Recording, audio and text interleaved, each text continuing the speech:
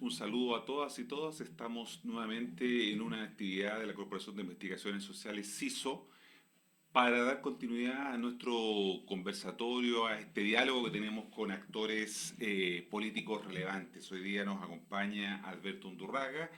Alberto, seguramente conocido por muchos de ustedes, es ingeniero comercial, ¿no? Estudió en la Universidad Católica, tiene un posgrado en la Universidad de Michigan, pero ha sido un activo colaborador del sector público, ¿no? Fue alcalde de la comuna, populosa comuna y gran comuna de Maipú durante 2 periodos. Antes había sido director del CERNAC y ministro de Estado en la cartera de Obras Públicas, lo que habla de una trayectoria importante, Alberto, en el ámbito de lo público. Muy bienvenido.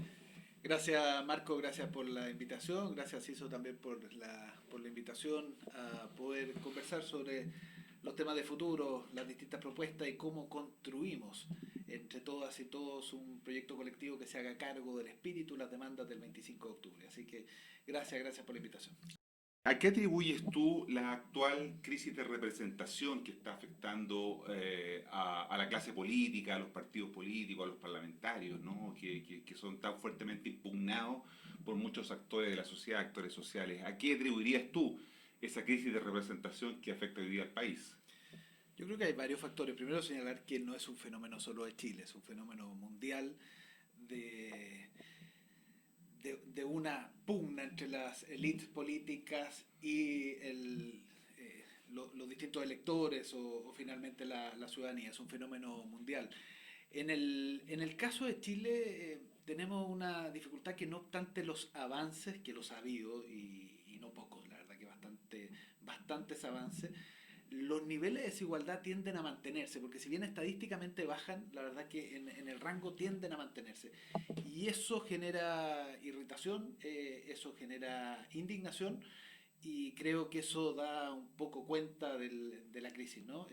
Ahora, yo soy de los que cree que las crisis pueden ser oportunidades para los países. Yo soy optimista respecto a lo que tenemos por delante con la nueva constitución. Soy optimista respecto a lo que tenemos por delante el próximo año, más allá de la crisis política, de crisis social y más allá también de la tremenda crisis sanitaria y económica que significa la pandemia, que se juntan en el caso de Chile. Yo soy, no obstante los problemas, soy optimista que podemos construir un mejor país, podemos hacer de Chile un país justo. Yo creo que nunca antes en la historia de Chile estuvimos tan cerca de poder construir un país más justo e igualitario para todos. ¿Por qué? Porque tenemos la posibilidad de cambiar la constitución. ¿Por qué? Porque si esto lo soñábamos 40 años atrás como país no teníamos las condiciones económicas para ello, hoy día el país sí lo tiene. ¿Por qué? Porque hay una juventud con fuerza también que empuja hacia allá. Hay bastantes factores que yo creo que pueden hacer de que esto sea una oportunidad para Chile. Yo estoy convencido de eso. Hay mucha irritación, hay mucha molestia, mucho malestar, mucha indignación que se expresa de distintas maneras. Podríamos decir, Alberto, que hay una sobreexplotación de los sentimientos y las emociones que la gente expresa cotidianamente. Pero también hay un problema con el uso con estas emociones y los sentimientos. A veces cuando se utilizan de una manera incorrecta pueden ser peligrosas. Y hemos visto a algunos actores políticos que han sobreexplotado las emociones, ¿no es cierto?, para transformarla en indignación, ¿no? Esto da lugar también a lo que podríamos decir son las lógicas populistas, popular en el sentido de conectar con esa emoción de la gente y convertirla en propuestas públicas, en políticas públicas, programas públicos, como pasó con los 2 retiros que hemos tenido al 10% de los fondos de pensiones. ¿Cuál es tu opinión sobre eso? ¿Tú crees que se está haciendo un abuso de los sentimientos, de las emociones en política? Mira, no comparto que haya un abuso en general. En general, uno tiende y uno ve en el gobierno y uno ve en distintos actores, también entre nosotros en la oposición, que se tiende a declarar al que piensa distinto como populista. Y claro, pueden haber cosas populistas en el sentido que son un conjunto de políticas sociales que no se pueden sostener en el tiempo, y en ese caso son populistas, pero no el solo hecho de tener una posición distinta uno lo hace ser populista o hace que el otro sea populista. Yo sería más cuidadoso respecto del lenguaje.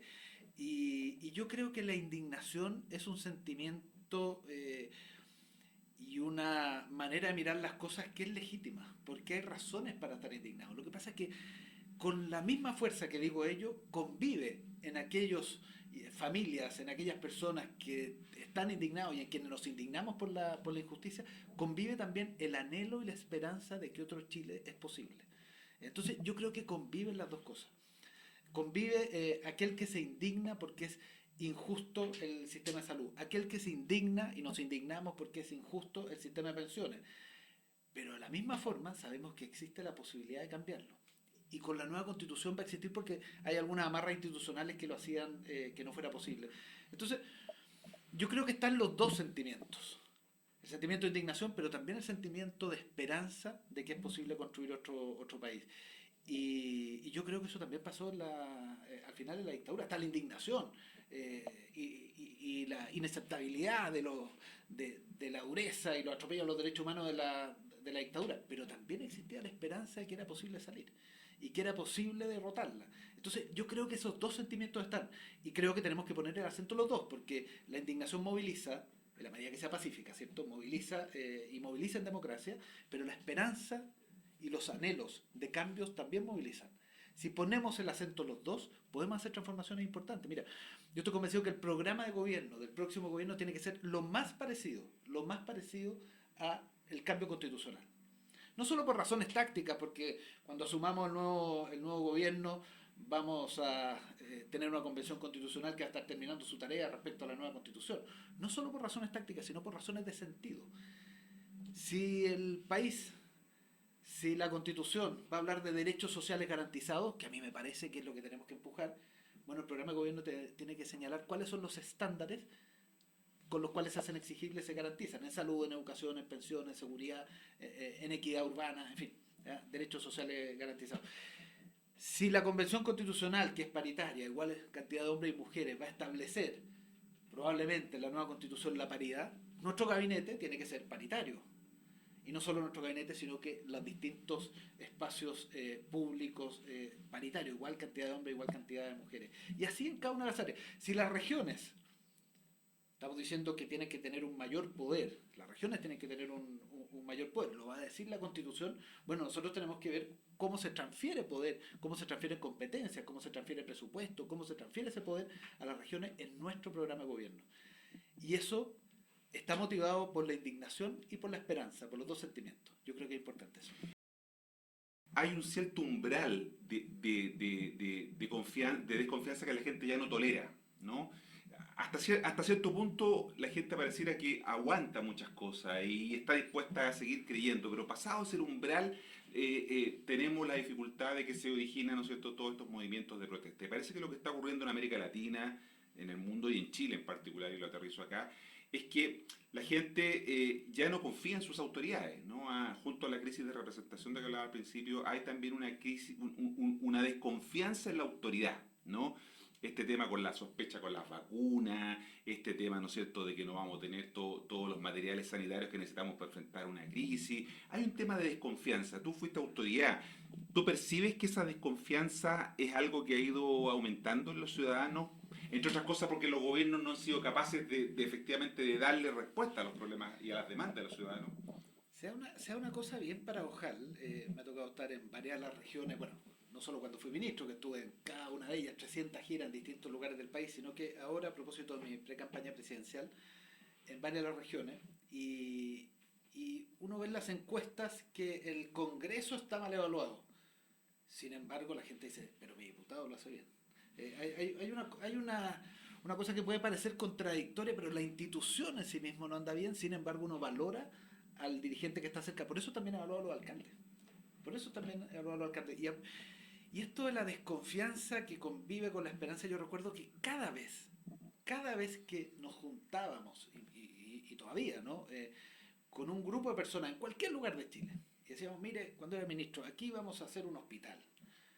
La gente te miraba de dos formas. Por un lado decía, mire, qué fantástico, al fin se va a hacer el hospital el de Antofagasta, por ejemplo, o el de Quillota, por decir dos de ellos, o el de Maipú, que me tocó empujar cuando fui alcalde.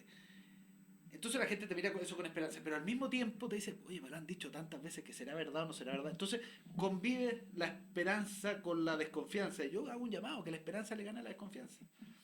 Nosotros vamos a hacer de Chile un mejor país si somos capaces de que la esperanza le gana a la desconfianza. Eso requiere construirse. Eso requiere construirse. Si aquí hay un grupo de personas que entre cuatro paredes dice que tiene toda la verdad y que tiene el mejor programa de gobierno, que tiene las mejores ideas, eso está condenado al fracaso. Porque no es el espíritu del 25 de octubre. Digo 25 pensando en el plebiscito, pero no es el espíritu de octubre del año 2019. El espíritu del año 2019 es dignidad, claro, es igualdad, claro, pero también es participación. También es participación. Entonces, si nosotros construimos con otros, si construimos con otros, lo que están haciendo hoy día los candidatos a gobernadores, que fueron gobernadores y gobernadores electos en primarias, construyen con otros porque, claro, participó poca gente, pero mucho más que 4 o 5 personas que habrían decidido si es que fueran solo los partidos políticos, ¿no? Construyen con otros, hacen su programa con otros. Ese programa va a llegar validado. Aquí en la región metropolitana con Claudio Rego, Patricio Vallaspín en la región de los lagos y en cada uno de los lugares. ¿Ah? Por nombrar solo dos de ellos. Bueno, lo mismo a nivel nacional. Eso es posible de hacer. Por eso hay desconfianza, pero el llamado es que la esperanza le gana a la desconfianza. Hoy día vemos que en las encuestas de opinión aparecen en los lugares encabezando la mayoría de las encuestas para la elección presidencial que va a ser en un año más, ¿no?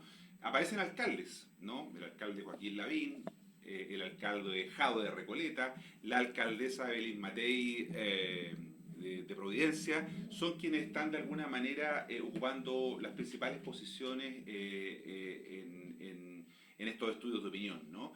Y te quería preguntar entonces, tú fuiste alcalde y podrías de alguna manera también encajar con ese perfil, entonces, ¿tú crees que estamos viviendo ¿cómo se ha llamado por algunos, un proceso de alcaldización de la política? Es decir, los alcaldes, por el efecto de cercanía de la gente, tú mejor que yo lo debes saber, el Estado para los ciudadanos de la comuna de Maipú es el municipio y es el alcalde, ese es el Estado de verdad. Entonces, ¿tú crees que hoy día hay un fenómeno creciente de alcaldización de la política?